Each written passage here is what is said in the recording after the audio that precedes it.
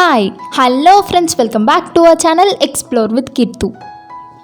இன்றைக்கி நம்ம ஒரு சூப்பரான ரெசிபி கொத்து சப்பாத்தி எப்படி பண்ணலாம் அப்படிங்கிறத பார்க்க போகிறோம். இது ஒரு 5 மினிட்ஸில் முடியக்கூடிய ஒரு வேலை.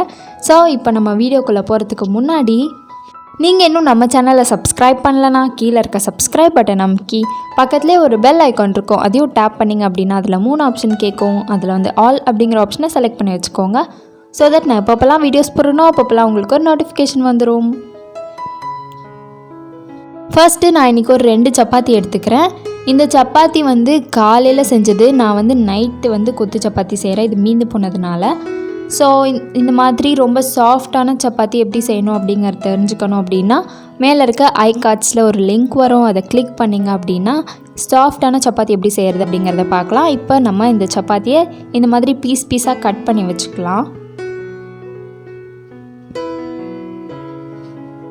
இப்போது நான் ஒரு மீடியம் சைஸ் தக்காளி, இது கூடயே மீடியம் சைஸ் வெங்காயமாக இருந்தால் 1, இது ரொம்ப சின்னதாக இருக்கிறதுனால நான் 2 எடுத்துக்கிறேன். இப்போ இது எல்லாத்தையுமே ரொம்ப சின்ன பீசஸாக கட் பண்ணி வச்சுக்கோங்க. உங்களால் எந்த அளவுக்கு சின்ன பீஸாக கட் பண்ண முடியுமோ அந்தளவுக்கு சின்ன பீசஸாக கட் பண்ணி வச்சுக்கோங்க. ஸோ இப்போ நமக்கு வெங்காயம் ரெடி ஆயிடுச்சு, தக்காளி ரெடி ஆயிடுச்சு.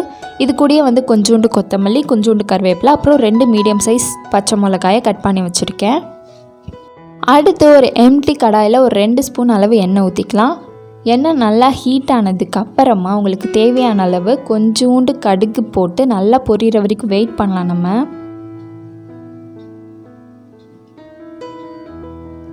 கடுகு இந்த மாதிரி நல்லா பொரிஞ்சு வந்ததுக்கு அப்புறமா நம்ம எடுத்து வச்சுருக்க கருவேப்பிலை, பச்சை மிளகா, அப்புறமா இது கூடயே நம்ம கட் பண்ணி வச்சுருக்க வெங்காயத்தையும் உள்ளே சேர்த்து நல்லா வதக்கிடலாம்.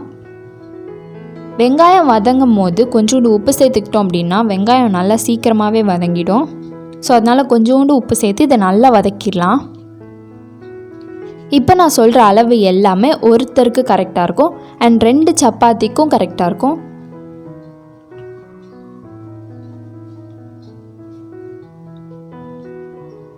ஸோ இப்போ வெங்காயம் நல்லா வதங்கினதுக்கு அப்புறமா நம்ம கட் பண்ணி வச்சுருக்க தக்காளியும் உள்ளே சேர்த்து தக்காளி ஒரு 20% வதங்கினதுக்கு அப்புறமா நம்ம எடுத்து வச்சுருக்க கொத்தமல்லியும் உள்ளே சேர்த்துடலாம். இது கூடயே 1 டீஸ்பூன் கொரியாண்டர் பவுடர், ஒரு 2 பிஞ்ச் அளவு மஞ்சள் தூள், ஒரு 1/4 ஸ்பூன் அளவு பெப்பர், 1/4 ஸ்பூன் அளவு மிளகாய் தூள், இது 2த்தையும் சேர்த்துக்கலாம். பெப்பரும் மிளகாய் தூளும் உங்களோட காரத்துக்கு ஏற்ற மாதிரி சேர்த்துக்கோங்க. இதுக்கு அடுத்து 1 டீஸ்பூன் அளவு சிக்கன் மசாலா சேர்த்து இதை நல்லா கிளறி விட்டுறலாம். இந்த மாதிரி இது எல்லாமே ஃபுல்லாக வதங்கினதுக்கு அப்புறமா இது கூடயே ஒரு 2 முட்டையை உடைச்சி இதுக்குள்ளே ஊற்ற போகிறோம். நம்ம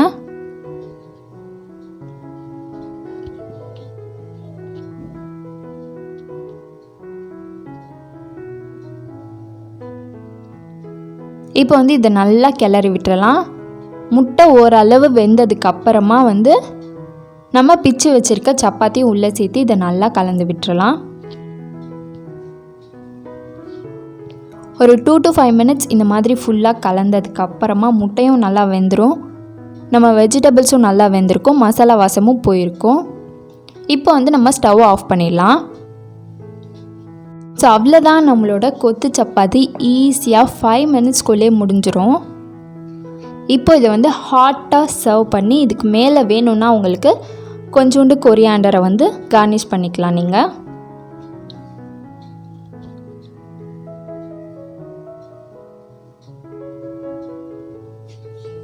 ஸோ அவ்வளோதான், இந்த ரெசிபி இதோட முடியுது. இது ரொம்ப ஈஸியான ஒரு ரெசிபி.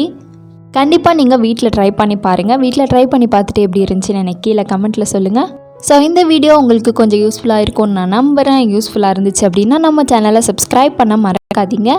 ஸோ அவ்வளோதான், இந்த வீடியோ இதோட முடிஞ்சா நம்ம நெக்ஸ்ட் வீடியோவில் பார்க்கலாம். பாய்.